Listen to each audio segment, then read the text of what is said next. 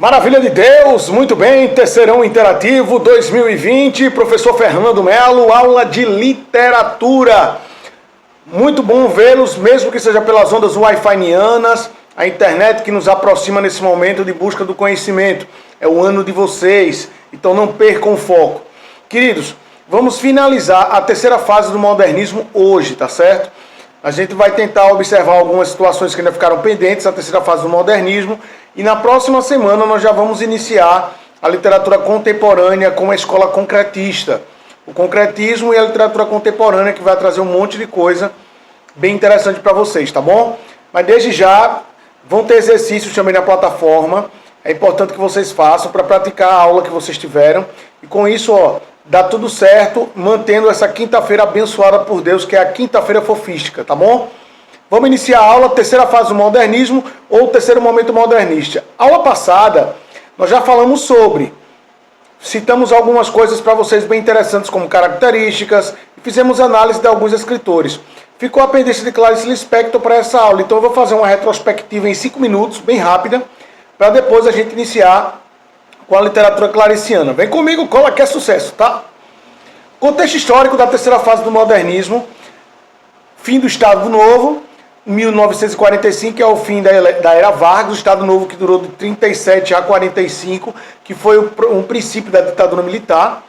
O retorno de Getúlio depois à presidência vai de 51 a 54, e aí inicia-se o mandato logo posteriori de Juscelino Kubitschek, que também consiste na fundação de Brasília em 1960. Além disso, Jânio Quadros assume a presidência em 61, João Goulart vai de 61 até 64, o famoso golpe militar, e instaura-se a ditadura de 64 até 78. A consolidação do modelo econômico assentado no Estado, nas multinacionais, no capital internacional. A valoração das empresas. A posse do presidente Figueiredo de 79, e aí os presos políticos foram anistiados, ocorreu uma reforma partidária, início do processo de redemocratização do país. Logo depois, renovação do gosto pela arte regional e popular, que é a valoração ou valorização do típico brasileiro, a recuperação do nacionalismo, que a gente lá no romantismo viu que era ufanismo, amor exagerado pela pátria. E isso consiste em quê? Na reação das camadas conservadoras contra as manifestações políticas nacional populistas, e finalizando o cenário histórico da época, o cenário internacional pós-guerra. Em 60, Guerra Fria e a ameaça da famosíssima bomba atômica dividem o mundo em sistemas que se hostilizam, que se combatem. De um lado Estados Unidos, de outro lado União Soviética, afinada União Soviética. Quadrozinho interessante para vocês, na terceira fase do modernismo. Enfatizar o nacional, ao mesmo tempo que vai reprimi-lo, resgatando o passado e descobrindo um futuro promissor, que foi o que eu falei para vocês sobre concretismo, vocês vão observar. Considerar a necessidade de testemunhar o momento político presente e o entusiasmo generalizado pela mídia e pela máquina. No final, o nascimento do fim do modernismo ou neomodernismo, que é a geração de 45. Observe que esse translado que nós fizemos sobre o contexto modernista em todo o território nacional foi interessante. Primeira fase, vocês viram que foi uma fase sobrecarregada por uma crítica aos padrões nacionalistas. A primeira fase, foi chamada de fase heróica, foi de 1922 a 1930, consistiu em um quê? Em um processo de quebra dos padrões tradicionais e uma redescoberta da arte brasileira e da arte no todo. Então, quebra dos rótulos tradicionalistas, academicistas, e um caráter anárquico é implantado, sem regras, liberdade de expressão. Resgata-se o passado para a descoberta do futuro, e o futuro é promissor com o surgimento do concretismo nas novas artes que estão por vir. Descendo um pouquinho, características justamente da terceira fase do modernismo. Literatura. Volta ao passado é a volta ao academicismo. Por exemplo, Ledo Ivo, que nós vimos na aula passada, ele vai revalorizar a rima, a métrica do vocabulário erudito e das referências mitológicas, ou seja, recuperando as ideias ou contextos parnasianos. É uma cultura passadista, acadêmica, inexpressiva em termos de grandes autores e grandes obras.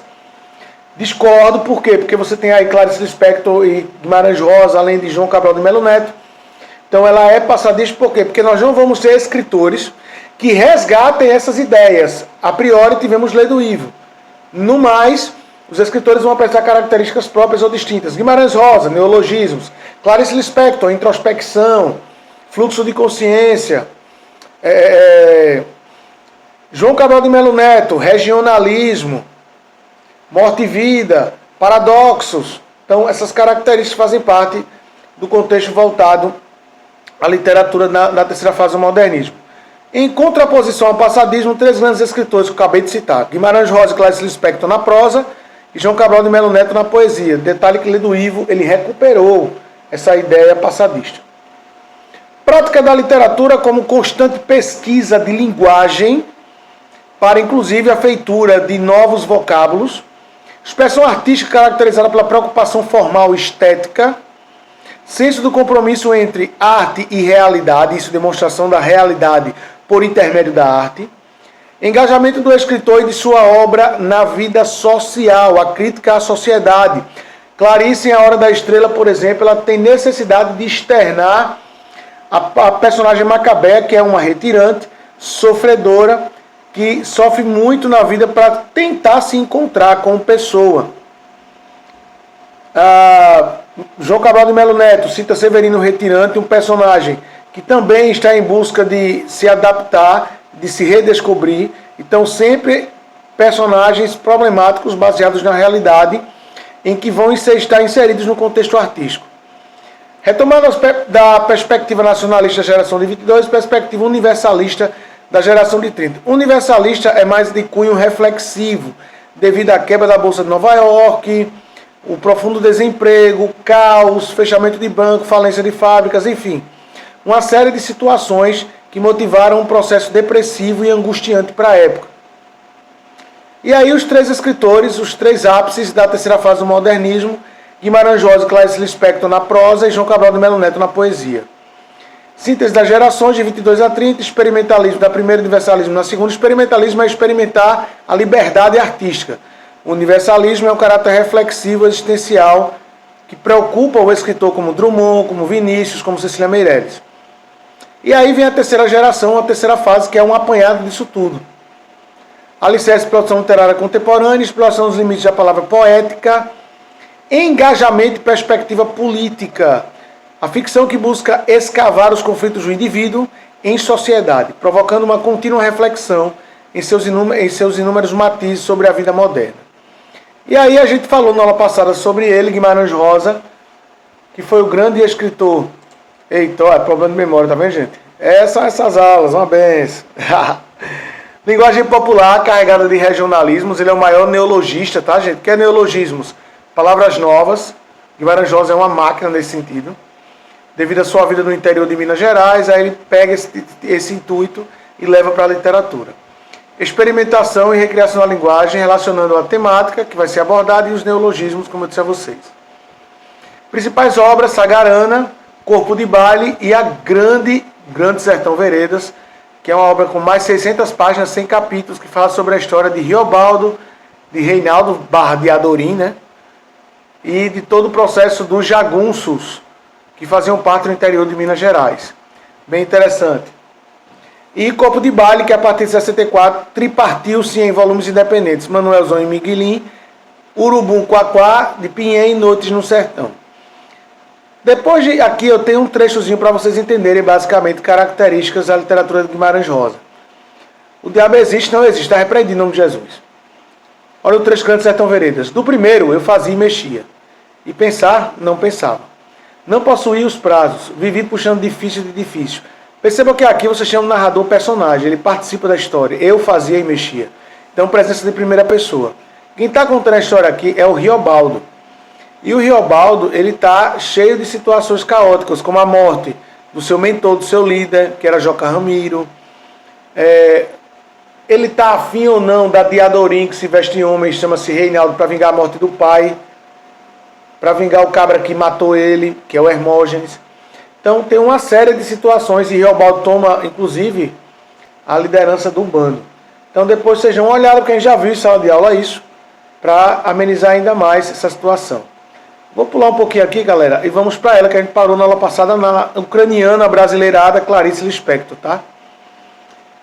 Maravilha. Texto marcado pela inovação e pela introdução de características novas à literatura nacional. Características são essas: fluxo de consciência, que é justamente o processo de reflexão acerca do personagem, as ações que ele demanda e que ele reflete sobre estas. E depois vem o momento epifânico, que é a epifania, que é o momento da grande revelação.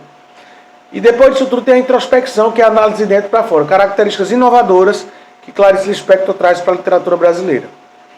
Qual é o foco dela? O inconsciente e a sondagem do mundo interior, corretíssimo, que é a introspecção.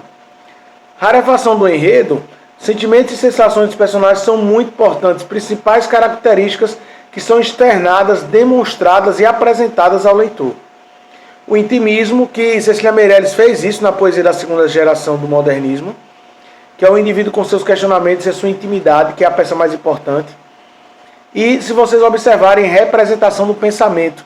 Ela não é feita de forma linear, ela é livre, desordenada, liberdade do pensar. E a introspecção que eu falei para vocês, através da expressividade. Aqui nós temos um trecho de Felicidade Clandestina. Eu vou passando devagar para que vocês com calma possam ler em casa, porque é muita coisa, tá? Então vocês vão olhando com calma em casa depois, para detectarem características da literatura de Clarice dentro do cenário desse texto aqui, que é bem interessante. Felicidade Clandestina, que é uma das obras de Clarice Lispector. Passando devagarzinho para vocês depois lerem com calma, tá?